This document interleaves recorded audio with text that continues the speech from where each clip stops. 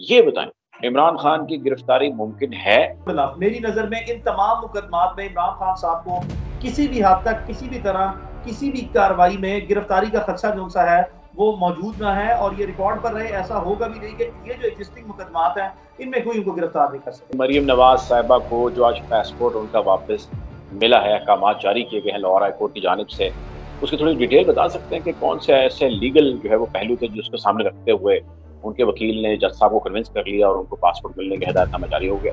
नैब ने जब अपने रिप्लाई को सबमिट किया तो उसमें कहा कि जी हमें कोई इतराज नहीं है, and at this point in time further clarify किया कि there is no more inquiry that is pending against Maryam Nawaz, and on the basis of which उनकी इस वक्त पासपोर्ट जो है वो इन्वेस्टिगेशन में फर्दर नेसेसरी ना है। और एट द सेम टाइम आपने देखा कि जो deputy attorney general federation of Pakistan की तरफ से अफेयर हुए। बिस्मिल्लाहिर्रहमानिर्रहीम, अस्सलाम वालेकुम। आप देख रहे हैं व्यूज मैटर, मैं हूं मुर्तजा डार। मुल्क के अंदर बहुत सारी तब्दीलियां हैं जो हो रही हैं, सियासी भी, और उन्हीं सियासी तब्दीलियों के अंदर बहुत सारे आईनी मामलात हैं जो हम सबके सामने आ रहे हैं। हमारे साथ उन्हीं आईनी मामलात को आज डिस्कस करने के लिए मियां अली इशफाक साहब मौजूद हैं। दो बड़ी अहम चीजें हैं जिसका जब हमने जिक्र करना है, उनसे पूछना है। एक तो मरियम नवाज साहिबा का पासपोर्ट उनको वापस मिल गया। दूसरा, इमरान खान साहब जो हैं उनके अगेंस्ट जो केस था कंटेम्प्ट का, उस केस के अंदर वो नोटिस खारिज कर दिया गया है। गुफ्तगू का बाकायदा आगाज करते हैं। पाकिस्तान के जाने माने और मंजे हुए कानून दान हमारे साथ मौजूद है मियां Ali Ishfaq Sahab. Welcome to the show. Mian Sahab, Mian साहब, सबसे पहले तो ये फरमाइएगा कि मरियम नवाज साहिबा को जो आज पासपोर्ट उनका वापस मिला है, अहकामात जारी किए गए हैं लाहौर हाई कोर्ट की जानिब से, उसकी थोड़ी डिटेल बता सकते हैं कि कौन से ऐसे लीगल जो है वो पहलू थे जिसको सामने रखते हुए उनके वकील ने जज साहब को कन्विंस कर लिया और उनको पासपोर्ट मिलने का हिदायतनामा जारी हो गया? Right. Thank you for having me, Mirza. You've always been very kind. So, first thing first, आपने मरीम नवाज साहिबा के पासपोर्ट के रिटर्न के लिए जो है वो क्वेश्चन पुट किया है। इसका बैकग्राउंड जो है वो आप जानते हैं कि मरीम नवाज साहिबा के खिलाफ मल्टीपल इंक्वायरीज, इन्वेस्टिगेशन और रेफरेंसेस नैब के पेंडिंग थे। नॉट ओनली बाय नैब रावलपिंडी जो कि इस्लामाबाद में फाइल हुए, बल्कि लाहौर में भी जो नैब लाहौर है उन्होंने भी टाइम एंड अगेन अपनी इंक्वायरीज और इन्वेस्टिगेशन को जारी रखा हुआ था। और उनका ख्याल ये था at that point in time कि ये एब्सकॉन्ड कर जाएंगे, यानी कि प्रोसेस ऑफ लॉ को ज्वाइन नहीं करेंगे, अवॉइड कर जाएंगी मरीम नवाज साहिबा, जिसकी बेसिस पे ये अप्रीहेंशन है। तो इनका नाम जो है वो उस वक्त की फेडरल कैबिनेट ने पे जो है वो डाला। नेवरदलेस आपने ये देखा कि मरीम नवाज साहिबा ने इंक्वायरीज को, या जिस केस में उनको ट्रायल फेस करने के बाद कन्विक्शन हुई, उसकी अपील भी जो सर फाइल की और उस अपील की हेयरिंग भी हुई।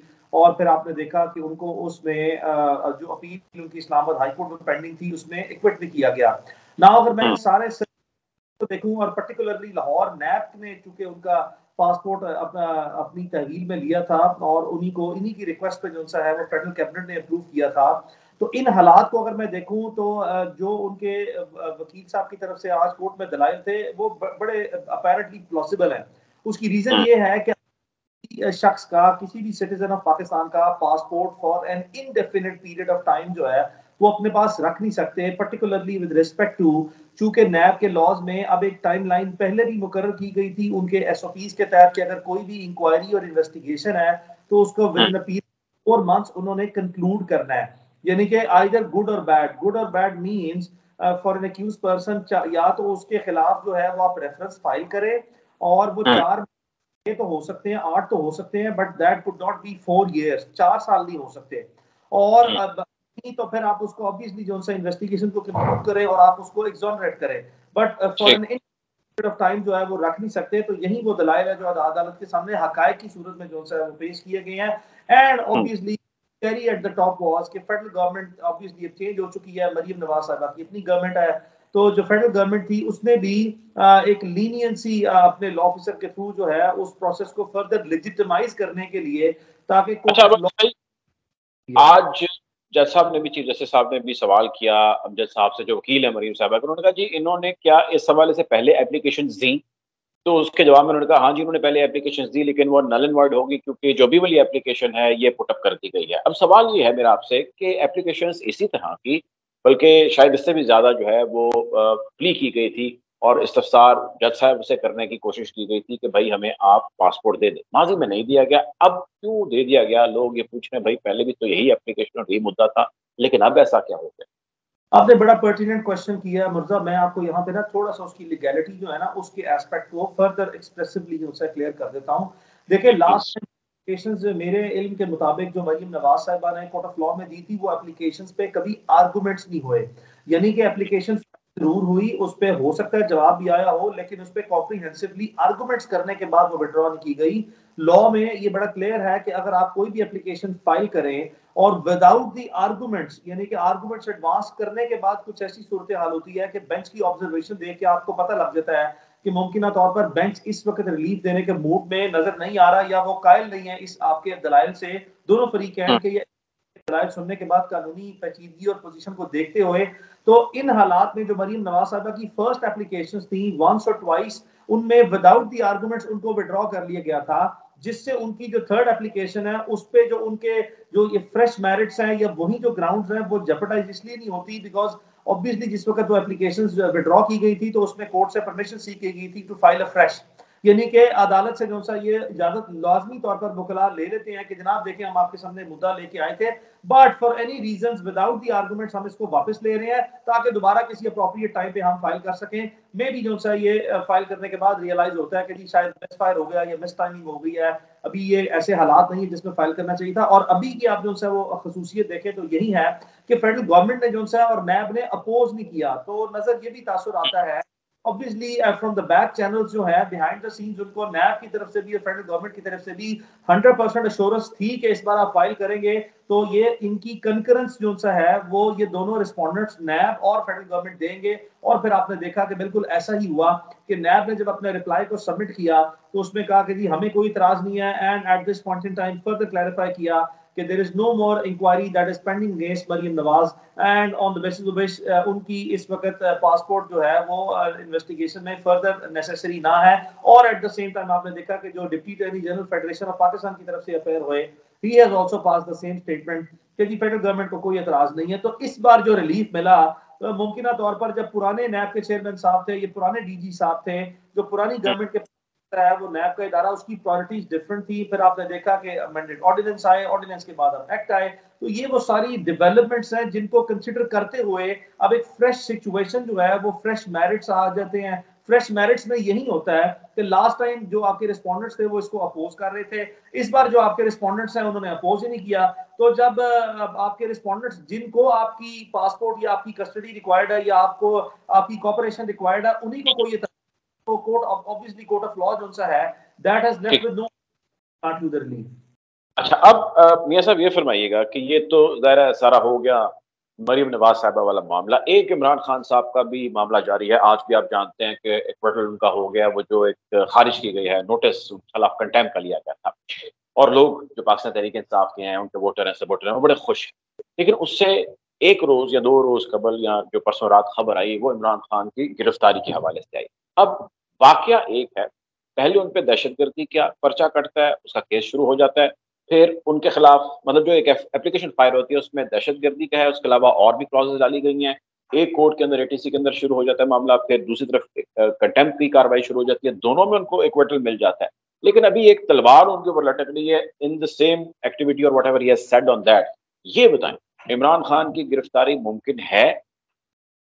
मुर्जा भाई, आपने बड़े ही जो सा है वो अप्रोप्रिएट वे में ये क्वेश्चंस पुट किए हैं। मैं इसका बैकग्राउंड, क्योंकि आप जानते हैं कि डॉक्टर शहबाज गिल के खिलाफ एक मुकदमा दर्ज हुआ, उस मुकदमे में उनको फिजिकल रिमांड पे लिया गया, उसका मुद्दा जो सा है उसकी क्रिमिनल रिवीजन में एडिशनल सेशन जज साहब के पास गया। इमरान खान साहब ने पब्लिक स्पीच में उन्होंने वर्ड एक्शन यूज किया, उनकी नजर में उनकी राय में पब्लिक स्पीच करते वक्त ये एक मुनासिब बात थी कि एक ऑनरेबल कोर्ट को ये कहना at that point in time के देखिए कस्टोडियल टॉर्चर जिस पे एस्टैब्लिश हुआ हो और मेडिकल एविडेंस आ गई हो उसका फर्दर फिजिकल रिमांड ना बनता है। मैं ये पहले भी जो है वो कह चुका हूँ कि इमरान खान साहब के ऊपर कंटेम्प्ट ऑफ कोर्ट जो है मेरी राय में जो है लाई नहीं करती थी। ऑब्वियसली उनकी इंटेंशन जो है वो जज साहब के खिलाफ कोई ऐसा एक्शन लेने की थी ही नहीं जो कि कानून से बालातर या कानून से बाहर हो।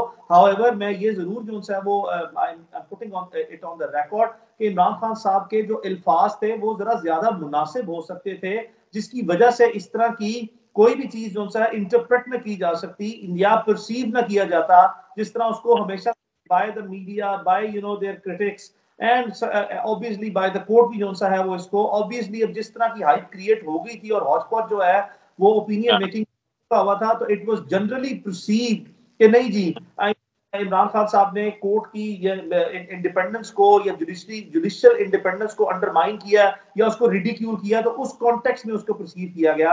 उसी बेसिस फिर देखा कि एट द सेम टाइम इसी मुद्दे पर ही जो सा है there was a separate proceeding which is an FIR में I am again on the record. I have always been, not only through my tweets, but on the different platforms ये कह चुका हूँ, to any stretch of imagination, किसी भी हद तक आप कानून की जो सा जुमरे में और कानून की रोशनी से इसको देखें, this could not be qualifying either for the offences of terrorism or this is not even a criminal case. इसके लिए जो मुनासिब प्रोसीडिंग अगर कोई हो सकती थी तो वो आज इस्लामाबाद हाई कोर्ट ने ऑब्वियसली उस पर एक वर्डिक्ट दे दिया, एक प्रोसीजर जो सा है। देखिए कंटेम्प्ट ऑफ कोर्ट में अदालत का मकसद यही होता है कि अदालत के एहतराम को, उसकी आज़ादी को और उसके ऑफिसर्स की जो इंटेग्रिटी है उसको अंडरमाइन ना होने देना। तो इसी जुमरे में इस्लामाबाद हाई कोर्ट ने आपने देखा कि एक लार्जर बेंच कॉन्स्टिट्यूट किया, एक प्रोसीजर जो सा रन किया, एक मैसेज जो सा कम्युनिकेट किया to the public message that nobody should be understanding himself और themselves that they are above and beyond the law. चाहे इमरान खान साहब के कद का लीडर ही हो, जो कि पाकिस्तान की एक सबसे बड़ी सियासी जमात को जो लीड करते हैं, फॉर्मर प्राइम मिनिस्टर हैं, उनकी बड़ी पॉपुलैरिटी, वो भी ये ना समझे किसी भी सूरत के वो भी कानून से बालातर हैं, तो ऑब्वियसली उनको एक प्रोसीजरल जो सा है प्रोसेस के थ्रू जो सा है वो गुजारा गया, उनको रियलाइज कराया गया और एक अच्छा मैसेज जो सा है पब्लिक एट लार्ज को कम्युनिकेट किया गया फॉर द हाँ, supreme of the judicial independence for the courts. So I mean देखे ना, and at the end of the day, just after that it was being publicly realized to Mr. Imran Khan, उसके बाद उनका obviously उनके रवैये को देखते हुए जो कि उन्होंने सबमिशन की बिफोर द कोर्ट और कोर्ट ने उसको जो है वो obviously अपनी ही कंटेम्प्ट नोटिस को जो है वो डिस्पोज ऑफ कर दिया कि जी we are satisfied with the attitude and the behaviour that has been shown. अब आ ठीक। जाते हैं उसके क्रिमिनल केस। आपने देखा कि इमरान खान साहब ने एटीसी कोर्ट से उसकी प्रीयरस बेल करवाई, वो प्रीयरस बेल के दौरान थे और ऑब्वियसली उन्होंने ठीक इकदाम किया कि उन्होंने एक क्वेश्चन ऑफ प्रोसीडिंग या क्वेश्चन ऑफ एफआईआर की रिट फाइल की। क्वेश्चन ऑफ रिट जो है वो पार्शली जो सा है इस्लामाबाद हाई कोर्ट के ऑनरेबल चीफ जस्टिस ने जो डिविजनल बेंच लीड किया, उन्होंने उसमें से section 7 of the anti terrorism act जो है वो रिमूव कर दिया और ये कहा कि हम एफआईआर को तो क्वेश्चन नहीं कर रहे, लेकिन इसकी जो क्वेश्चन ऑफ एफआईआर की जो पार्शियल प्रोसीडिंग्स हैं उसको हम क्वेश्चन कर रहे हैं to the extent of section 7। उसके बाद टाइम में जब जो ही वो उनकी पिटिशन अलाउ हुई थी तो उनको फौरी तौर पर अदालत से ये भी इस्तदा करनी चाहिए थी कि चूंकि या अगर इस्तदा ना भी करते तो स्ट्रेट अवे वो कॉम्पिटेंट फोरम जो नीचे एटीसी कोर्ट थी उसमें अब मजीद पेश होने की जरूरत नहीं थी, तो उनके वकला नेक्स्ट डे ही वो जाके सेशंस कोर्ट में इस्लामाबाद में उनकी प्रीयरस बेल फाइल करते थे ऑर्डिनरी जुरिसडिक्शन में। क्योंकि आपको मैं बता दूं जो रिमेनिंग ऑफेंसेस है ना उस एफआईआर में those offences are bailable in nature, bailable in अच्छा। नेचर।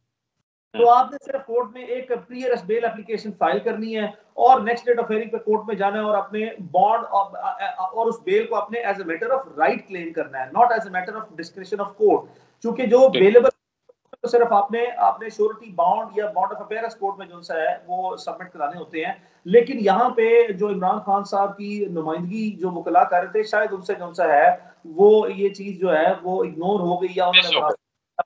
मिस हो गई। तो इस बेसिस पे आउट ऑफ नोवेयर एक आपने देखा कि शाम के टाइम पे 7 बजे के करीब जो है या 6 बजे के करीब जो है वो एक warrant of arrest magisterial court का नजर आया और उसको भी जो है अच्छा, नॉट ये जो ओनली वारंट नजर आया मियां साहब, आखिरी सवाल आपसे ये कि ये वारंट हमें 20 अगस्त को एफआईआर कटी, तो वारंट हमें तकरीबन जो है वो 40 दिन के बाद नजर आया। आई मीन व्हाई इतने अरसा बाकी जो ऑफेंसेस है उसके हवाले से कार्रवाई क्यों नहीं की गई?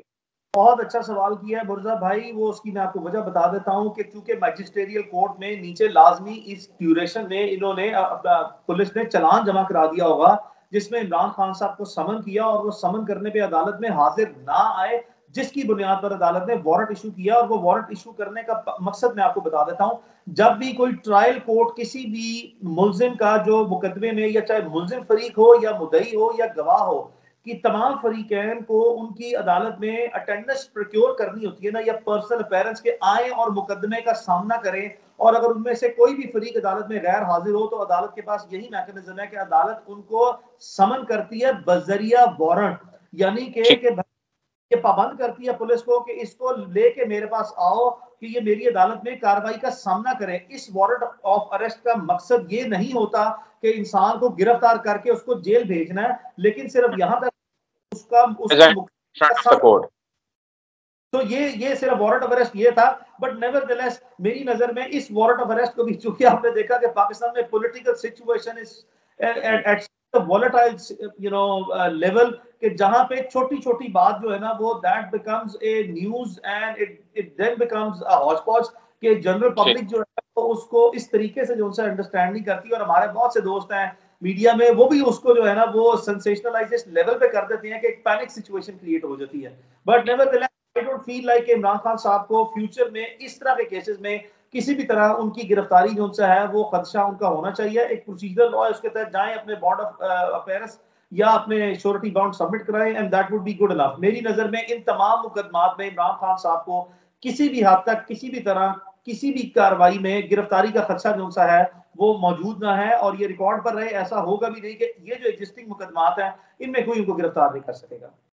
ठीक है, बहुत शुक्रिया जी, हमारे साथ मौजूद थे, सीनियर कानूनदान है और माशाल्लाह बड़ी ज़बरदस्त ग्रिप रखते हैं मियाँ अली इशफाक साहब। बहुत शुक्रिया आपने हमें ज्वाइन किया। नाज़रीन अब तक के लिए इतना ही। हालात हाज़िरा से आपको यूँ ही आगाह रखें। अपना ख्याल रखिए। अल्लाह हाफ़िज़।